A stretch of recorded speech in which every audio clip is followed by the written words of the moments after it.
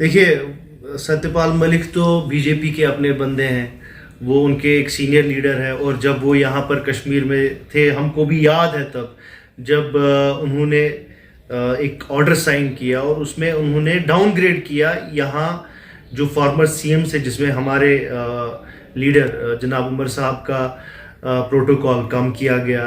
तभी हमने बात की कि ये विच हंटिंग हो रही है। आज ये इसको आप बोलते हो कर्मा, आज जैसा उनने किया है अब आज उनके साथ भी वही हो रहा है। मैं जो है उनसे क्या मैं बोल सकता हूँ अब, ये जो हालात आज बन रहे हैं उनके साथ भी, वो बीजेपी के होते हुए भी उनके साथ ये हालात हो रहे हैं।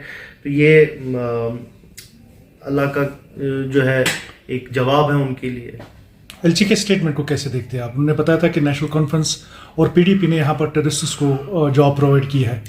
देखिए, मुझे ये समझ नहीं आता है कि ये बार बार टारगेट क्यों किया जाता है एक ऐसी पार्टी को जिसने अभी तक, आपको भी पता है कि कितने हमारे वर्कर्स, हमारे जो सीनियर पॉलिटिशियंस हैं उसमें हमारे एमएलए रह चुके हैं, मिनिस्टर रह चुके हैं, उनको शहीद किया गया।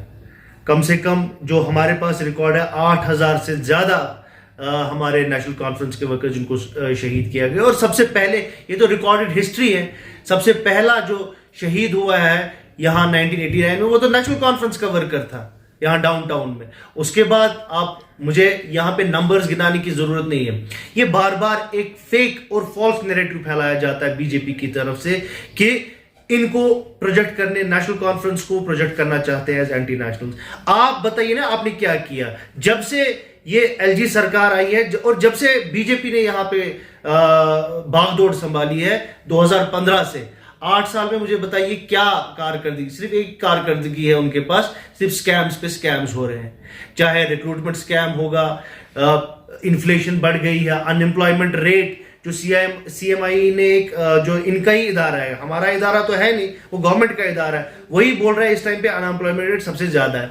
अगर उनको लगता है कि कहीं पे नौकरी गलत हुई है तो इस टाइम पे तो सारी एजेंसीज उनके पास है, निकालिए ना आप। आपने क्या किया यहाँ पे? आपने तो यहाँ लोगों को नौकरियों से निकाला।